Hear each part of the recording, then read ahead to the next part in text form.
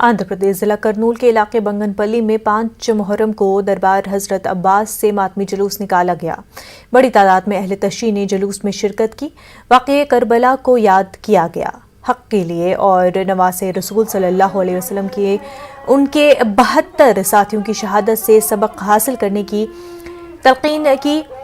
72 शहीदों में 6 महीने के अली असगर भी शहीद किए गए थे।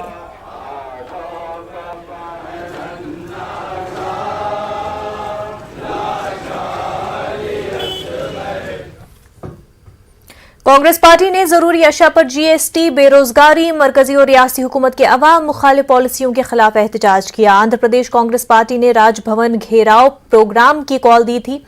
रियासती कांग्रेस सदर डॉक्टर शैलजानाथ ने विजयवाड़ा पार्टी दफ्तर से राजभवन जाने की कोशिश की। पुलिस ने उन्हें आगे बढ़ने नहीं दिया। हिरासत में लेकर दूसरे मकाम पर मुंतकिल कर दिया गया। कांग्रेस सदर शैलजानाथ ने इल्जाम लगाया कि मोदी हुकूमत और जगन हुकूमत अवाम मुखालिफ फैसले कर रही है। उन्होंने जरूरी अशिया पर जीएसटी के फैसले को वापस लेने की मांग की। नौजवानों को रोजगार देने के बजाय महंगाई में इजाफा करने का इल्जाम लगाया। We are showing our protest towards the heightening of the prices of the essential commodities and heightening rates of the petrol, diesel and gas, and bad rule of the Narendra Modi and bad rule of the Jagan Mohan Reddy, and at the same time we are telling that this is a undemocratic steps we are taking. We have the right to protest. All India Congress committee की call पर Andhra Pradesh Congress committee ने एहतजाज किया। करनूल जिला Congress party की जानिब से जरूरी अशिया की कीमतों में इजाफा और अग्निपथ स्कीम के खिलाफ एहतजाज किया गया। कांग्रेस के जिला सदर एम सुधाकर बाबू ने इल्जाम लगाया कि बीजेपी हुकूमत आने के बाद आम आदमी का जीना मुश्किल हो गया है। महंगाई ने जीना मुश्किल कर दिया है।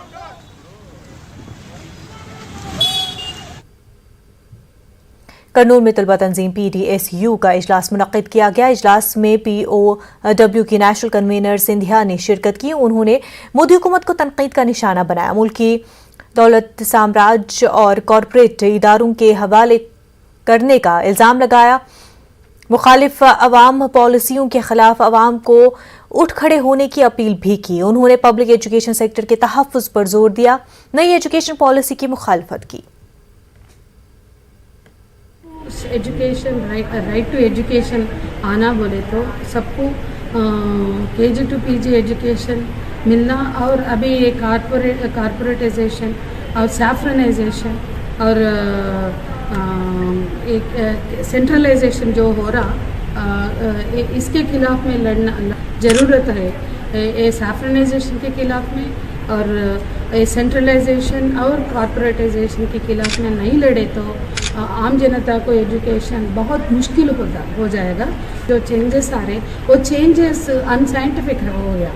साइंटिफिक टेम्परमेंट बढ़ाना, एजुकेशन बोले तो साइंटिफिक टेम्परमेंट बढ़ाना, मगर ये सैफ्रनाइजेशन का वजह से पूरा चेंजेस आ रहा। ये देश में माइनॉरिटीज़ के ऊपर हमला करने के लिए और नेशनलिटी का नाम पे देशद्रोह बना रहे लोगों को, जो लोग क्वेश्चन कर रहे हैं वो लोगों के ऊपर हमला हो रहा, जुल्म हो रहा, बहुत जुल्म हो रहा।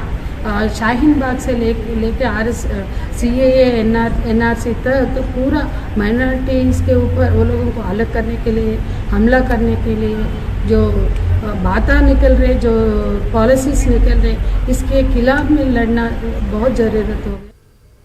मरकजी वज़ीर कानून किरण रिजिजू जी ने कहा कि आंध्र प्रदेश हाईकोर्ट को करनूल मुंतकिल करने की तजवीज़ मरकज़ के पास ज़ेर इल्तवा नहीं है। राज्यसभा में तेलुगु देशम रुकन के रविंद्र कुमार के सवाल पर मरकजी वज़ीर ने बताया कि AP तंजीम जदीद कानून के तहत जनवरी 2019 में आंध्र प्रदेश हाईकोर्ट के बेंच को कायम किया गया था। फरवरी 2022 में हाईकोर्ट को अमरावती से करनूल मुंतकिल करने रियासती हुकूमत ने तजवीज़ पेश की। इस पर वज़ारत कानून की राय हासिल की गई है। उन्होंने कहा कि हाईकोर्ट की मुंतकिली का मामला मरकज के पास ज़ेर इल्तवा नहीं है।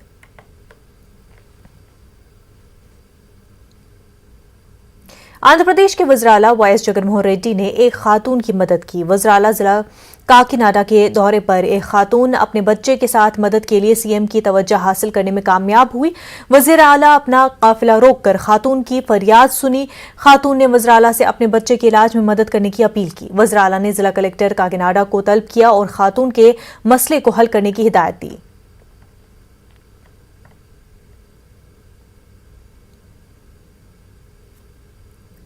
आंध्र प्रदेश हुकूमत की जानिब से 50 मुंतखब इंजीनियरिंग कॉलेज के तलबा को जदीद टेक्नोलॉजी की तरबियत दी जा रही है। IUCSC और आंध्र प्रदेश SSDC मुश्तरका तौर पर तलबा को डेटा साइंस, रोबोटिक्स की तरबियत देंगे और इस मकसद के लिए खसूसी बस का इंतजाम भी किया गया। The second level of success by launching our new cluster along with our industry partner. We are also having a festo here. So what we are doing is we are actually designing carefully to make youth and youngsters to actually competing to international level. So whatever the practice is actually happening in the industry and whatever the practice is happening in the world, we are bringing down to the colleges. And also I thank to all engineering colleges actually who participated, actually who got into MOUs. And we are very happy to inform you that also we are funding 100% free to the government's university students like Nagarjuna University students, and IIIT Nuziveedu also participating in this cluster today. And today we have actually launched our cluster once again, and this will be leading to the national and international opportunities and also good placement and also higher education connectivity to Germany. And not only launching our program is going to commence in next couple of weeks. Even the faculty development program, upskilling from the ground level is going to happen, and along with that Festo Exportiner. So we are having a multi-dollar automation company beside us, and they are also participating and investing the mobile Exportiner to give the hands-on training for this. रियासती institute of hotel management, catering technology और employed nutrition ने course के लिए दरख्वास्तें तलब की गई है। हिंदुस्तान के महकमे सयाहत और आंध्र प्रदेश के महकमे सयाहत के ज़ेर एहतमाम तिरुपति सेंटर में दाखिलों का आगाज़ हो गया है। 3 साला डिग्री कोर्स के लिए 50% से ज़्यादा नंबरात हासिल करने वाले तलबा से दरख्वास्त तलब की गई है। कोर्स मुकम्मल होने के बाद तलबा को मुल्क और बैरून मुल्क के पकवान सिखाने के बाद 6 महीने तक मशहूर 5 स्टार होटलों में अमली तरबियत दी जाएगी। के लिए BSc होटल मैनेजमेंट कोर्स है। इसमें फूड प्रोडक्शन और F&B सर्विस और होटल हाउसकीपिंग, फ्रंट ऑफिस के लिए 2 साल 6 महीने तक वो लोगों को इंस्टीट्यूट में ट्रेनिंग दिएगा, और बाद 6 मंथ्स में उन लोगों को और होटल में इंटर्नशिप के होने के बाद 100% उन लोगों को प्लेसमेंट भी मिल जाएगा था। और दूसरा कोर्स है इंटरमीडिएट और डिग्री कोई भी ड्रॉप आउट होने के लिए हमारा गवर्नमेंट क्राफ्ट कोर्स के एडमिशन दे रहा है। इसमें 10th क्लास क्वालिफिकेशन में कोई भी कंप्लीट हो रहा है ना, वो पूरा लोग इधर क्राफ्ट कोर्स में कर सकता था। ये क्राफ्ट कोर्स में 1 साल तक ये लोगों को कॉन्टिनेंटल, चाइनीज़, बेकरी, इंडियन में पूरा करी कैसे बनाना, वो कैसे सर्विस करना, वो पूरा हम लोग ट्रेनिंग दिएगा था। CPI के सेक्रेटरी रामकृष्णा ने YSRCP के रुकन पार्लियामेंट G माधव के फहश वीडियो स्कैंडल पर अफसोस का इजहार किया। उन्होंने कहा कि MP ने तेलुगु कौम को बदनाम किया है। उन्होंने MP कार्रवाई की मांग की। रामकृष्णा ने मरकज से रियासत के हकूक हासिल करने में नाकामी का जगन पर इल्ज़ाम लगाया। रियासत को खसूसी दर्जा, स्टील फैक्ट्री और दीगर मसाइल हल करने के लिए मरकज पर दबाव डालने की मांग की।